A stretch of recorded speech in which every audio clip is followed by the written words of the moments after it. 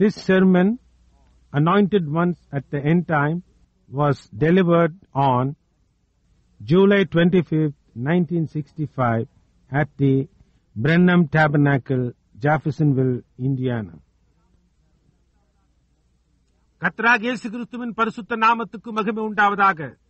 நமது அருமை சகோதரனும் 20ஆம் நூற்றாண்டின் தீர்க்கதரிசியுமான வில்லியம் மரியம் பிரென்னம் அவர்களால் ஜூலை மாதம் 25ஆம் தேதி 1965ஆம் வருஷம் அமெரிக்கா, இந்தியானா, ஜெஃபர்சன்வில்லில் உள்ள பிரென்னாம் ஜெப கூடாரத்தில் தி anointed once at the end time, கடைசி காலத்தில் அபிஷேகம் பெற்றவர்கள் என்ற தலைப்பின் கீழ் கொடுக்கப்பட்ட செய்தியை இப்பொழுது நீங்கள் தமிழாக்கத்துடன் கேட்கப் போகிறீர்கள்.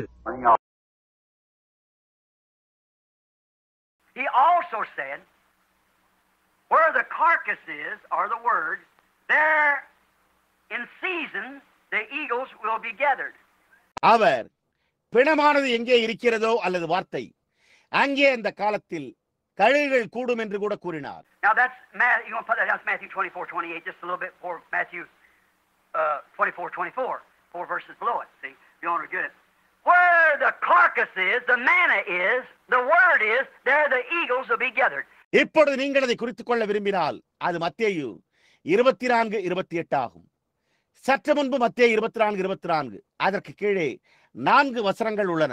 பாருங்கள், நீங்கள் அதை புரிந்து கொள்ள வேண்டுமானால் பிணமானது எங்கே இருக்கிறதோ மன்னா என்பது வார்த்தையாய் உள்ளது, அங்கே கழுகுகள் கூடும். Now I must hurry. I looked up there and seen what time it's 7 minutes or 8 minutes after 12. I'll hurry real quick or we can finish it up tonight. Either one you want to do it. This morning or tonight. இப்பொழுது நான் துரிதமாக முடிக்க வேண்டும். நான் அங்கு மேலே நோக்கி பார்த்தபோது எந்த நேரம் என்பதை கண்டேன். 12 மணிக்கு பிறகு 7 நிமிடங்கள் அல்லது 8 நிமிடங்கள் இருக்கும். நான் துரிதமாக முடிக்க வேண்டும், இல்லை என்றால் இன்றிரவே நான் அதை முடித்து விடலாம். ஒன்று நீங்கள் அதை செய்ய வேண்டும், இந்த காலையிலா அல்லது இன்றிரவா. How many has to go home today after the service? I see your hands. See? Oh my. Better keep on. எத்தனை பேர் இன்றைக்கு ஆராதனைக்கு பிறகு வீடு செல்ல வேண்டியவர்களாக இருக்கிறார்கள்? நாங்கள் உங்களுடைய கரத்தை காணட்டும். பாருங்கள். ஓ, என்னே தொடர்வது நலம். I'm sorry to hold them people on them phones out there like that, but I hurry. It's worth more than your money. I believe it is to me. See? Your money will perish. This won't. It's the word. நான் அந்த விதமாக அவர்களை தொலைபேசிகளில் வைத்திருப்பதற்கு வருந்துகிறேன். ஆனால் நான் துரிதமாக முடிக்க உள்ளேன். இது உங்களுடைய பணத்தை காட்டிலும் அதிக மதிப்பு வாய்ந்தது. என்னை பொறுத்தவரையில் அதுதான் என்று நான் நினைக்கிறேன். பாருங்கள், உங்களுடைய பணம் அழிந்து போகும், இது அழியாது. அது வார்த்தையாய் உள்ளது. பார்த்தீர்களா? Where the carcass is, there the eagles will be gathered. Where the carcass, where the killing is, there the eagles will be gathered. பிணம் எங்கேயோ அங்கே கழுகுகள் கூடும். பிணம் எங்கேயோ, எங்கே கொல்லப்பட்டிருக்கிறதோ அங்கே கழுகுகள் கூடும். Where the fresh meat is, the word of the season, there the eagles will gather. எங்கே புதிய மாம்சமோ, காலத்தின் வார்த்தையோ, அங்கே கழுகுகள் கூடும். But after it's rotten, then the vultures will swarm to it. See what I mean? When a kill's made, here comes the eagles. But after it lays there and rotten, and here comes the vultures. The eagle won't have nothing to do with it. ஆனால் அது அழுகி போன பிறகு அதன் பின்னர் அந்த பருந்துகள் அதை நோக்கி மொய்க்கும். ஆம், நான் என்ன கூறுகிறேன் என்று புரிகிறதா? கொல்லப்படும் போது இங்கே கழுகுகள் வருகின்றன. ஆனால் அது அங்கே கிடந்து அழுகி போன பிறகு அதன் பின்னர் இங்கே பருந்துகள் வருகின்றன. கழுகு அதனோடு எந்த சம்பந்தமும் வைத்துக் கொள்ளாது. பார்த்தீர்களா? Jesus said, where the carcass is, where the manna fell, the night the manna falls fresh, there the eagles will gather for it. That's the manna for the day. See? Notice. இயேசு பிணமானது எங்கே இருக்கிறது என்று கூறினார். அங்கே மன்னா விழுந்தது. அந்த இரவில் மன்னா புதியதாக விழுகிறது. அங்கே கழுகுகள் அதற்காக ஒன்று கூடும். அதுவே இந்நாளுக்கான மன்னாவாகும். பார்த்தீர்களா? கவனியுங்கள். But after it gets rotten, maggots get in it, then here comes the vultures. They can smell it till it gets rotten. No wonder Jesus stood up there and said, Jerusalem, you that stoned every prophet. ஆனால் அது அழுகி போன பிறகு புழுக்கள் அதற்குள் நுழைகின்றன. அதன் பின்னர் இங்கே பருந்துகள் வருகின்றன. அது அழுகி போகும் வரையில் அவைகளால் அதை முகர முடியாது. இயேசு அங்கே எழும்பி நின்று, எருசலேமே, எல்லா தீர்க்கதரிசியையும் கல்லறிந்தவளே என்று கூறினதில் வியப்பொன்றுமில்லை. Notice that personal pronoun. See? Jerusalem, Jerusalem, how oft would I? Who was he? அது தனிப்பட்ட பிரதிப்பெயர் என்பதை கவனியுங்கள். பாருங்கள், எருசலேமே எருசலேமே, நான் எத்தனை தினமோ. அவர் யாராயிருந்தார்? How oft would I have gathered you as a hen would her brood? You that stoned every prophet I ever sent to you. That great church, Jerusalem. நான் உன்னிடத்தில் அனுப்பின ஒவ்வொரு தீர்க்கதரிசியையும் கல்லெறிந்தவளே, ஒரு கோழி தன் குஞ்சுகளை கூட்டி சேர்ப்பது போல நான் உன்னை எத்தனை முறை கூட்டி சேர்த்திருப்பேன். அந்த மகத்தான சபையான எருசலேமே. The Jerusalem which not your own earth, but we are the Jerusalem of above, where the word come from predestination. See? Not old Jerusalem that perishes, the new Jerusalem that can't perish. Not the old Jerusalem built by man, but the new Jerusalem built by God. See? இங்கே பூமியில் உள்ள எருசலேம் அல்ல, ஆனால் நாம் உன்னதத்தில் உள்ள எருசலேமில் இருந்து வருகிறோம். எங்கிருந்து அந்த வார்த்தை வருகிறது? முன்குறித்தலிலிருந்து. பாருங்கள், அழிந்து போகிற பழைய எருசலேம் அல்ல. புதிய எருசலேம் அழிந்து போக முடியாது. மனிதனால் கட்டப்பட்ட பண்டைய எருசலேம் அல்ல, ஆனால் தேவனால் கட்டப்பட்ட புதிய எருசலேம். பாருங்கள், The word up there now being made manifest. In my Father's house are many mansions. I'll go and prepare them for you. The Creator making the streets of gold and so forth. That's the one that doesn't perish. அந்த வார்த்தை இப்பொழுது வெளிப்படுகிறது. என் பிதாவின் வீட்டில் அநேக வாசஸ்தலங்கள் உண்டு, நான் போய் அவைகளை உங்களுக்காக ஆயத்தம் பண்ணுவேன் என்று கூறி சிருஷ்டிகர் வீதிகள் முதலியவற்றை பொன்னினால் உண்டாக்கினார். அதுதான் அழிந்து போகாத ஒன்று. Jerusalem, Jerusalem, how oft would I, from the beginning of time, not a third person, somebody else, but I would have hovered you as the hen did her brood, but you would not. But now your hour's come. See? ஆதி காலத்தில் இருந்தே எருசலேமே எருசலேமே, நான் எத்தனை தரமோ, மூன்றாவது நபரோ அல்லது வேறு யாரோ ஒருவர் அல்ல, ஆனால் ஒரு கோழி தன் குஞ்சுகளை கூட்டி சேர்த்துக் கொண்டது போல நான் உன்னை கூட்டி சேர்த்திருப்பேன். ஆனால் உங்களுக்கோ மனதில்லாமற் போயிற்று. ஆனால் இப்பொழுதே உங்களுடைய வேலை வந்துவிட்டது என்றார். பார்த்தீர்களா? Where the carcass is, the eagles will gather. But after the carcass is rotten, then the buzzards gather. பிணம் எங்கேயோ அங்கே கழுகுகள் கூடும். ஆனால் சடலம் அழுகி போன பிறகு பருந்துகள் கூடுகின்றன. பார்த்தீர்களா? Notice, Moses, he never gave the children of God. Moses is an eagle. And he never gave the children of God Noah's leftovers. He had the fresh word of God. கவனியுங்கள், மோசே அவன் தேவனுடைய பிள்ளைகளுக்கு ஒருபோதும் கொடுக்கவில்லை. மோசே ஒரு கழுகாயிருந்தான். அவன் தேவனுடைய பிள்ளைகளுக்கு நோவாவின் மீதியானதை ஒருபோதும் கொடுக்கவில்லை. பார்த்தீர்களா? அவன் புதிய தேவனுடைய வார்த்தையுடையவனாயிருந்தான். The Lord God met me in the wilderness and confirmed his word and sent me down here to call you out. Then there come impersonators around impersonating us, see? But he had the word of the hour.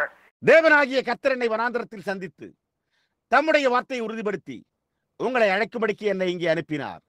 அதன் பின்னர் ஆள்மாறாட்டம் செய்பவர்கள் சுற்றிலும் வந்து அதை பாவனை செய்கின்றனர். பார்த்தீர்களா? ஆனால் அவன் அந்த நேரத்தில் வார்த்தையுடையவனாயிருந்தான். Because God said to Abraham, the one who had the promise, your seed shall sojourn in a strange land 400 years, but I'll visit them and take them out with a mighty hand. காரணம், வாக்குத்தத்தை பெற்றவனாகிய ஆபிரகாமிடம் தேவன், உங்கள் சந்ததியார் அந்நிய தேசத்தில் 400 வருடங்கள் பரதேசிகளாய் சஞ்சரிப்பார்கள், ஆனால் நான் அவர்களை சந்தித்து ஒரு பலத்த கரத்தினால் அவர்களை வெளியே அழைத்து வருவேன் என்றார். Moses said, now the Lord God will speak to me and show me and has told me what to do, and I'll tell you. He said, I am sent me.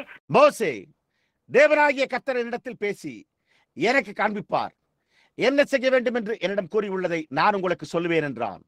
நான் இருக்கிறேன் என்பவர் என்னை அனுப்பினார் என்றார். I am not, I was or will be, I am present tense, the word now.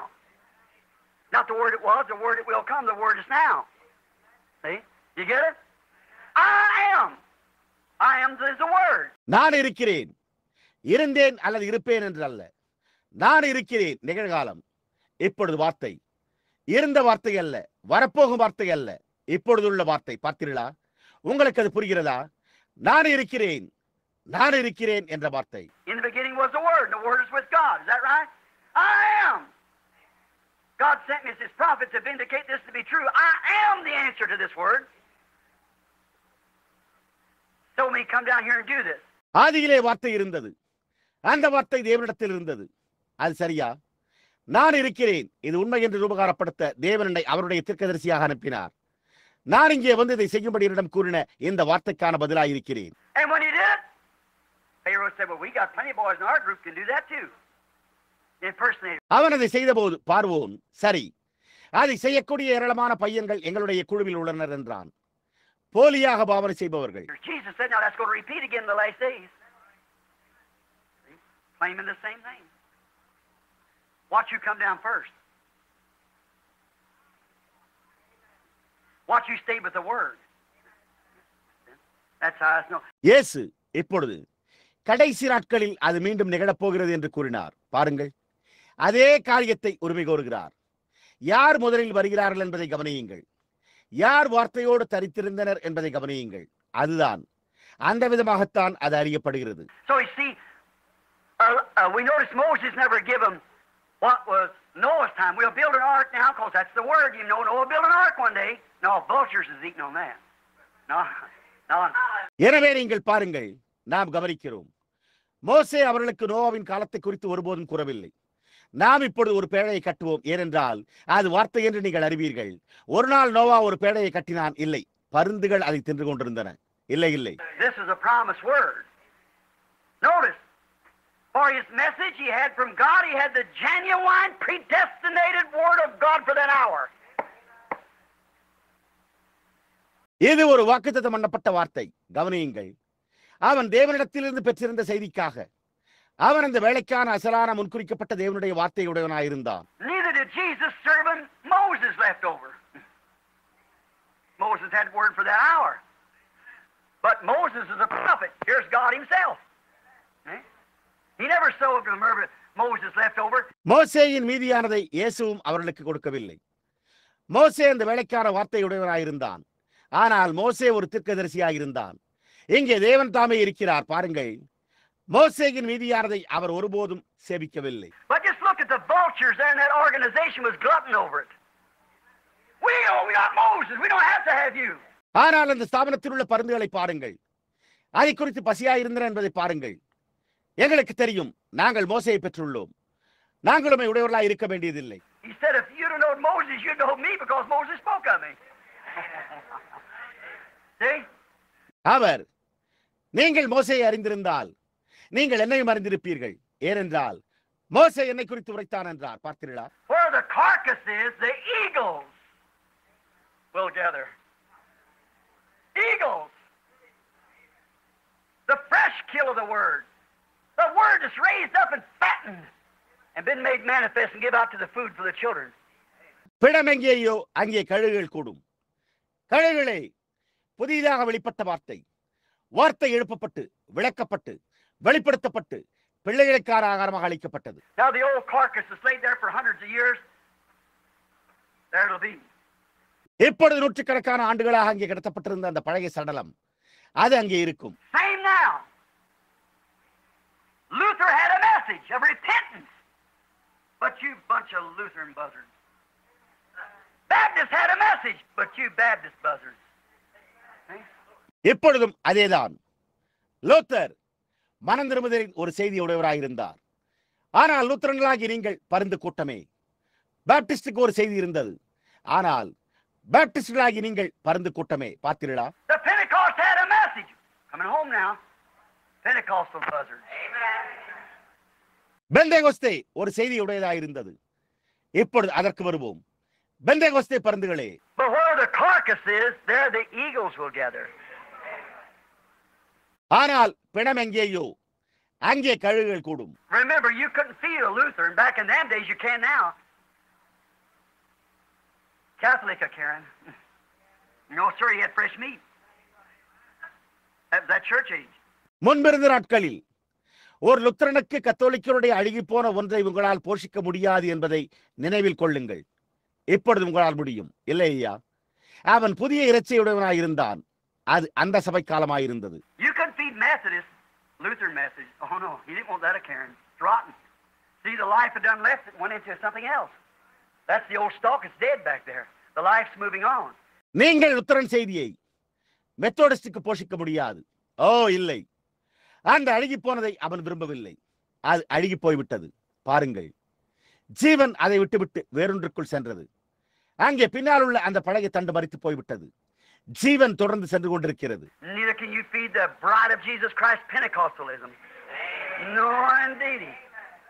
Maggot bloat organizations, nothing doing.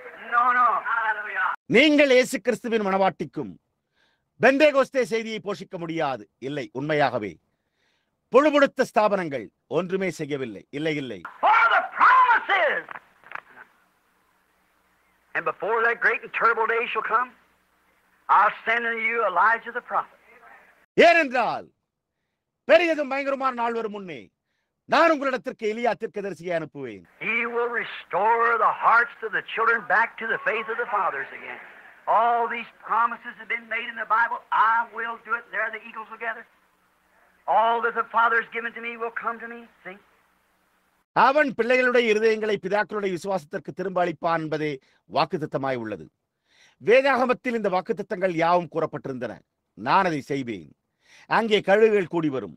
பிதாவானவர் எனக்கு கொடுத்திருக்கிற யாவும் என்னிடத்தில் வரும். பார்த்தீர்களா? Jesus never tried that. But when Jesus come, he found them swarms of vultures. We got Moses in the law. இயேசு அதை ஒருபோதும் முயற்சிக்கவில்லை. ஆனால் இயேசு வந்தபோது அவர் நாங்கள் மோசேயும் நியாயப்பிரமாணத்தையும் பெற்றுள்ளோம் என்ற அந்த பருந்துகளின் கூட்டங்களை கண்டார். பார்த்தீர்களா? Well, that was good eating boy back there what was killed to give to him. See? That was all right then.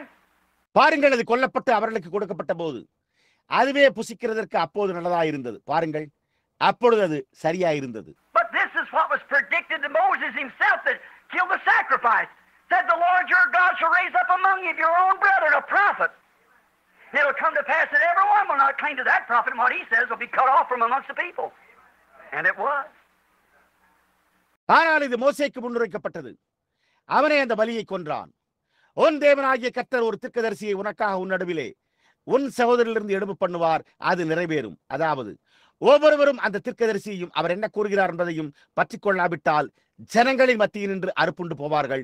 அது அவ்வாறு இருந்தது. Look how about 600 different prophecies fulfilled right there in the Old Testament to Jesus Christ. They pierced my hands and my feet. About, I forget how many was fulfilled in the last 7 or 8 hours of his life. All that prophets said perfectly. பழைய ஏற்பாட்டில் இயேசு கிறிஸ்துவுக்கு கூறப்பட்ட சுமார் 600 வித்தியாசமான தீர்க்க தரிசனங்கள் அங்கே எப்படி நிறைவேறின என்று பாருங்கள். அவர்களின் கைகளையும் என் கால்களையும் உருவ குத்தினார்கள். அவருடைய ஜீவியத்தின் கடைசி 7 அல்லது 8 மணி நேரத்தில் எத்தனை நிறைவேறி இருந்தன என்பதை நான் மறந்துவிட்டேன். அந்த தீர்க்கதரிசிகள் யாவரும் பரிபூர்ணமாக கூறினர். If I prophesied today that a certain thing would happen in a year from now, maybe I got 20% chance for it to happen, whether it's right or wrong. இப்பொழுதிலிருந்து ஒரு வருடத்தில் ஒரு குறிப்பிட்ட காரியம் சம்பவிக்கும் என்று நான் இன்றைக்கு தீர்க்க தரிசனம் உரைத்திருந்தால் அது சரியா இருந்தாலும் அல்லது தவறாய் இருந்தாலும் அது சம்பவிப்பதற்கு எனக்கு 20% வாய்ப்பு உள்ளது. And if I predicted that would happen, it didn't say when, I got a smaller percent. If I predicted when it would happen, it gives me a smaller margin. If I predicted a place that happened, it gives it still a smaller margin. அது எப்பொழுது சம்பவிக்கும் என்று நான் முன்னுரைத்திருந்தால் அது எப்பொழுது என்று கூறவில்லை என்றால் நான் அதற்கு குறைந்த வாய்ப்பையே பெற்றுள்ளேன். அது எப்பொழுது நிகழும் என்று நான் முன்னுரைத்திருந்தால் அது எனக்கு அதைவிட ஒரு சிறிய வரம்பை அளிக்கிறது.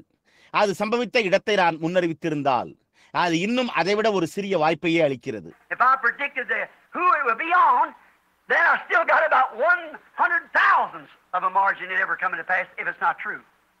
அது யார் பேரில் இருக்கும் என்று நான் முன்னுரைத்திருந்தால் அது உண்மையா இருக்கவில்லை என்றால் அப்பொழுது நான் அதில் ஏறக்குறைய 1,00,000 ஒரு பங்காள வரம்பை உடையவனாயிருக்கிறேன். And every word, hallelujah, that was wrote of that Messiah was fulfilled to the letter. Even to one day reading the scriptures, he stopped right in the middle of the sentence. மேசியாவை குறித்து எழுதப்பட்டிருந்த ஒவ்வொரு வார்த்தையும் அல்லேலூயாவும் நிருபத்திற்கேற்றவாறு நிறைவேற்றப்பட்டது என்றாவது ஒரு நாள் வேத வாக்கியங்களை வாசித்து அவர் வாக்கியத்தின் நடுவில் நிறுத்திவிட்டு The Spirit of God is upon me to preach the gospel and deliver that, and stopped right there in the middle of the sentence because the rest of it says his second coming. Amen. Heavens and earth will pass away, my word shall not. See? சுவிசேஷத்தை பிரசங்கித்து அவர்களை விடுவிக்க தேவனுடைய ஆவியானவர் என்பேல் இருக்கிறார்.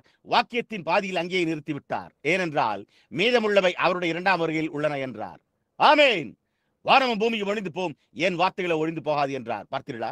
He was the word then that was feeding him then. Moses told him the truth. But you see, they always make a denomination out of it for the vultures to... அப்பொழுது அவர் வார்த்தையாய் இருந்தார். அப்பொழுது அது அவர்களை போஷித்துக் கொண்டிருந்தது. மோசே அவர்களுக்கு சத்தியத்தை கூறினான். ஆனால் நீங்கள் பாருங்கள், அவர்கள் எப்பொழுதுமே அதிலிருந்து ஒரு ஸ்தாபனத்தை உருவாக்கிக் கொள்கிறார்கள் பருந்துகளுக்காக. Some of it left. After the eagles has done eating, gone home, then they're waiting to see something else. The word they say here's supposed to come. We had caribou yesterday. We have sheep tomorrow. கழுகுகள் புசித்து வீடுகளுக்கு சென்ற பிறகும் அதில் கொஞ்சம் மீதியாக இருக்கிறது. அப்பொழுது அவர்கள் வேறொன்றை காண காத்துக் கொண்டிருக்கிறார்கள். வார்த்தை அவர்கள், இங்கே அது வர வேண்டும், நமக்கு நேற்றைய தினம் கலைமான் கிடைத்தது, நமக்கு நாளை ஆடு கிடைக்கும் என்கின்றனர். See what I mean? There's old caribou carcass down there gloating, but we got sheep coming today. Where's it at? See what I mean? Angels' food. நான் என்ன கூறுகிறேன் என்று புரிகிறதா? அங்கே ஒரு பழைய கலைமான் பிணமாக அழுகிய நிலையில் இருக்கிறது. ஆனால் இன்று ஆடுகள் வருகின்றன. அது எங்கே இருக்கிறது? நான் என்ன கூறுகிறேன் என்று புரிகிறதா?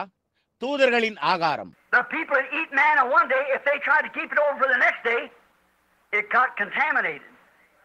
Don't you see all the types? How perfect? Same now. ஒரு நாள் மன்னாவை புசிக்கும் ஜனங்கள் அவர்கள் அதை அடுத்த நாளுக்காக வைத்திருக்க முயன்ற போது அது கெட்டுப் போய்விட்டது. நீங்கள் எல்லா மாதிரிகளையும் எப்படி பரிபூர்ணமாக காணவில்லையா? இப்பொழுதும் அதேதான். Notice the vultures of Jesus' day was also casting out devils, anointed ones, on the old carcass. Is that right?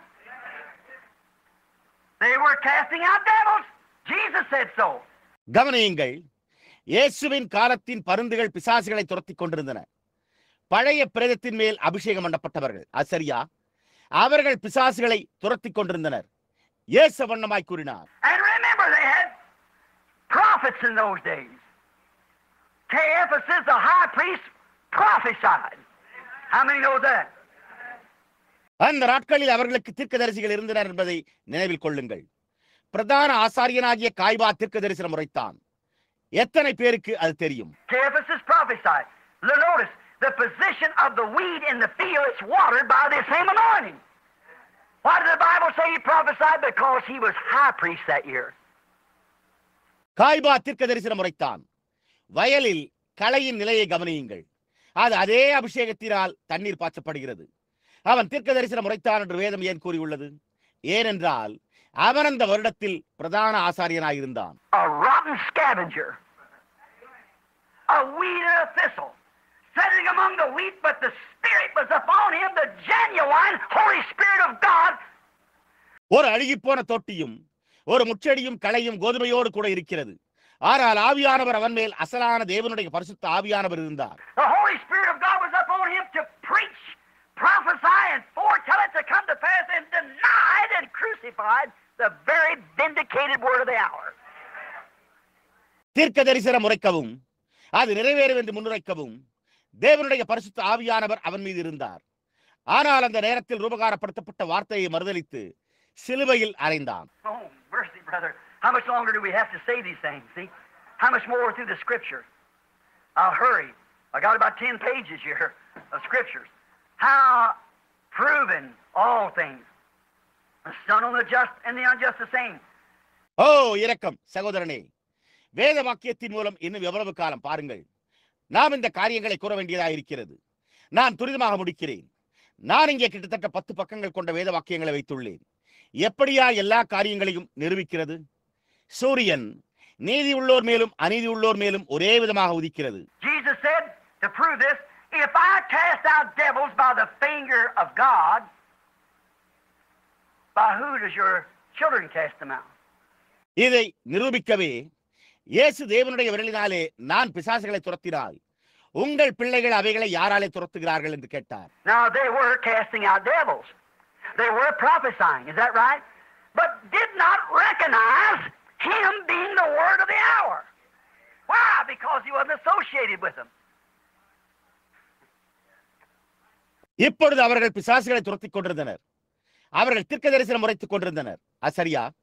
ஆனால் அவர் அந்த நேரத்துக்கான வார்த்தை என்பதை அடையாளம் கண்டுகொள்ள முடியவில்லை. ஏனென்றால் அவர் அவர்களோடு தொடர்பு கொள்ளவில்லை. Now take Matthew 24:24. False Christ anointed ones will rise, and there'll be false prophets prophesying. See? இப்பொழுது மத்தேயு 24:24 எடுத்துக் கொள்ளுங்கள்.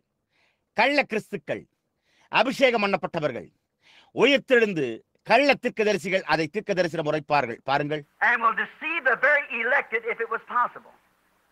You got it now? கூடுமானால் தெரிந்து கொள்ளப்பட்டவர்களை வஞ்சிப்பார்கள். நீங்கள் அதை இப்பொழுது புரிந்து கொண்டீர்களா? Notice the children. Who does the children? If I cast out devils by the word of God, which he was the word of God, who does your denominational children cast them out by? பிள்ளைகளை கவனியுங்கள். யார் பிள்ளைகளுக்கு நான் தேவனுடைய வார்த்தையினால் பிசாசுகளை துரத்தினால் என்று கூறப்பட்டுள்ளது. அதாவது அவர் தேவனுடைய வார்த்தையாய் இருந்தார். உங்களுடைய ஸ்தாபன பிள்ளைகள் அவைகளை யாரால் துரத்துகிறார்கள்? Now, and God alone can cast out a devil. We know that. God alone. For the strong man has to be stronger than one in his house. They had power to do it. இப்பொழுது தேவனால் மாத்திரமே ஒரு பிசாசை துரத்த முடியும் என்பதை நாம் அறிவோம். தேவன் மாத்திரமே. ஏனென்றால் பலமுள்ள மனிதன் தன்னுடைய வீட்டில் உள்ளவனை காட்டிலும் பலமுள்ளவனாய் இருக்க வேண்டும்.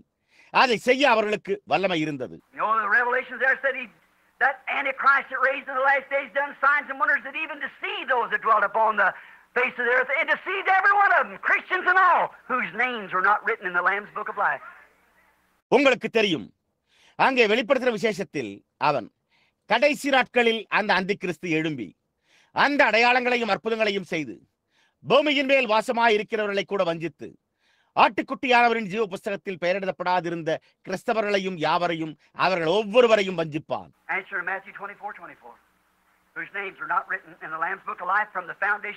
மத்தேயு 24:24 கூறப்பட்டுள்ளபடி உலக தோற்றம் முதல் ஆட்டுக்குட்டியானவரின் ஜீவ புஸ்தகத்தில் அவர்களுடைய நாமங்கள் எழுதப்படவில்லை. Of that genuine orange tree that come up through all those citrus and everything else and passed on and put the fruit on top of the tree above all the denominational grass and branches. You got it? I'll hurry. The strong man. அந்த அசலான orange மரத்தின் வேரில் இருந்த அந்த ஜீவன் அவைகள் எல்லாவிதமான புளிப்பு பழவகை மரங்களினூடாகவும் மற்றெல்லாவற்றினூடாகவும் வளர்ந்து மரத்தின் உச்சியில் கனிகளை கொடுத்தன. எல்லா ஸ்தாபன ஒட்டுப்போடுதல்களுக்கும் கிளைகளுக்கும் மேலாக. நீங்கள் அதை புரிந்து கொண்டீர்களா? நான் துரிதமாக முடிக்கிறேன். பலமுள்ள மனிதன். Remember David now. He was honest, sincere, trying to do God's work and wasn't ordained to do it. தாவீதை இப்பொழுது நினைவில் கொள்ளுங்கள்.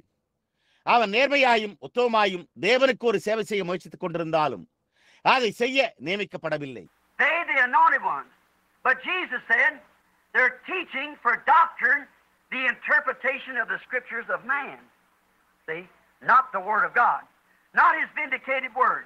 Teaching a historical Christ. See? Something it was. அவர்கள் அபிஷேகம் பண்ணப்பட்டவர்கள். ஆனால் இயேசு அவர்கள் வேத வாக்கியங்களின் போதங்களுக்கு மனிதனுடைய அர்த்தத்தை போதிக்கிறார்கள் என்று கூறினார். பாருங்கள், தேவனுடைய வார்த்தையே அல்ல, அவருடைய ரூபகாரப்படுத்தப்பட்ட வார்த்தையே அல்ல. பாருங்கள், ஒரு சரித்திர பிரகாரமான கிறிஸ்துவை போதித்தது. And the Bible said he is. I am not I was or will be I am right now. He's that word that lives through here. வேதம் அவர் அப்படித்தான் என்று கூறியுள்ளது. இருக்கிறேன், இருந்தேன் அல்லது இருப்பேன் என்பதல்ல. இப்பொழுது நான் இருக்கிறேன்.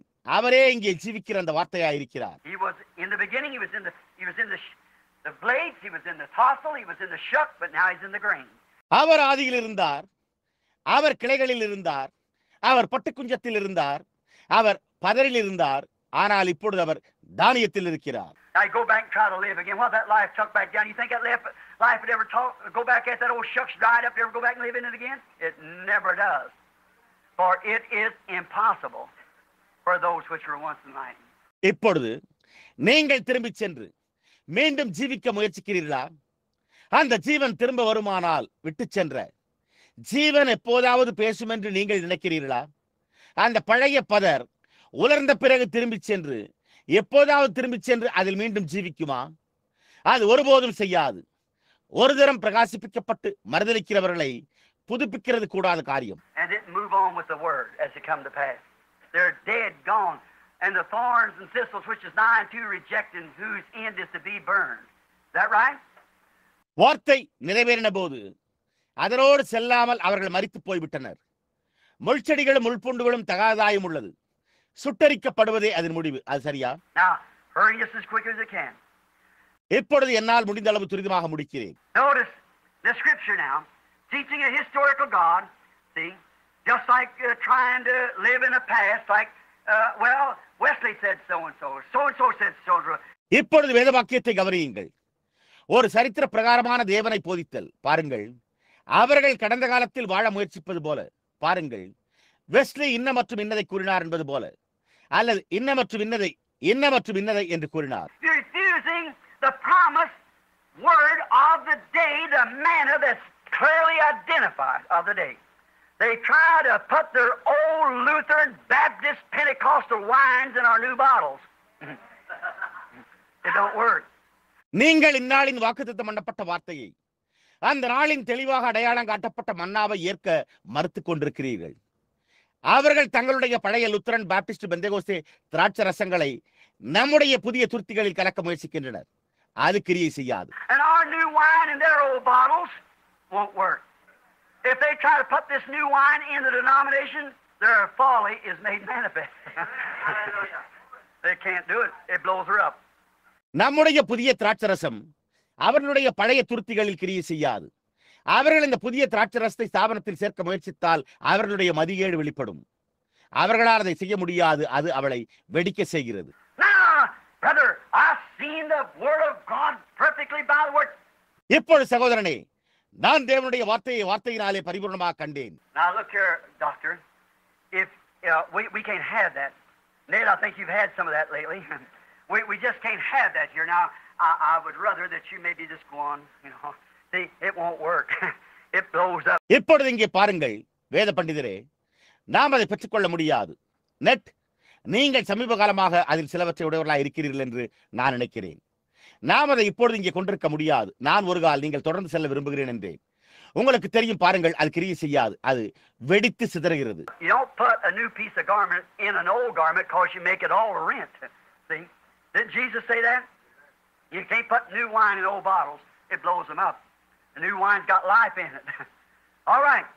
நீங்கள் ஒரு புதிய துண்டு துணியை ஒரு பழைய ஆடையில் இணைப்பதில்லை. ஏனென்றால் நீங்கள் அவைகளை எல்லாம் கிழிந்து போக செய்கிறீர்கள். பார்த்தீர்களா? இயேசு அதை கூறவில்லையா? நீங்கள் புதிய திராட்சரசத்தை பழைய துருத்திகளில் வைக்க முடியாது. அது அவைகளை வெடிக்க செய்கிறது. புதிய திராட்சரசம் ஜீவனை பெற்றுள்ளது. சரி. Notice here something real quick now while we're ending our talk. Notice Revelation 16:13 to 14. If you want to put that down, I won't have time maybe to go to it. I want you to be sure and say. நாம் நம்முடைய பேச்சை முடித்துக் கொண்டிருக்கையில் இங்கே ஒரு காரியத்தை கவனியுங்கள். இப்பொழுது மிகவும் துரிதமாக நீங்கள் அதை குறித்துக் கொள்ள விரும்பினால் வெளிப்படுத்தல் 16:13 முதல் 14 வரை கவனியுங்கள். அதற்கு செல்ல எனக்கு நேரம் இல்லாமல் போகலாம். நீங்கள் நிச்சயமுடையவர்களாய் இருந்ததை காணும்படி நான் விரும்புகிறேன். Now notice this is the sounding between the 6th and 7th vial. இப்பொழுது கவனியுங்கள், இது 6ஆம் கலசத்திற்கும் 7ஆம் கலசத்திற்கும் இடையே துணிக்கிறது. Now we're closed out just in a minute. You can just bear a few minutes longer. Closing out now. இப்பொழுது நாம் இன்னும் ஒரு சில நிமிடங்கள் உங்களால் பொறுத்துக் கொள்ள முடிந்தால் இன்னும் ஒரு நிமிடத்தில் முடித்து விடுவோம். இப்பொழுது முடிவடைகிறது.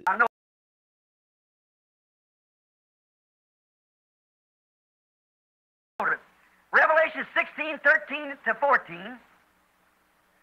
Between the 6th and 7th vial, 3 unclean spirits like frogs. Did you notice that? Went out of the mouth of someone. வெளிப்படுத்தின விசேஷம் 16:13 முதல் 14 வரை 6ஆம் கலசத்திற்கும் 7ஆம் கலசத்திற்கும் இடையில் கவனியுங்கள். தவளைகளை போன்ற 3 அசுத்த ஆவிகள். நீங்கள் அதை கவனித்தீர்களா? யாரோ ஒருவருடைய வாயிலிருந்து புறப்பட்டு சென்றன. Now notice quickly, are you ready? Say amen. Amen. A trinity of spirits. இப்பொழுது துரிதமாக கவனியுங்கள். நீங்கள் ஆயத்தமாக இருக்கிறீர்களா? ஆமென் என்று கூறுங்கள். ஆவிகளின் திரித்துவம்.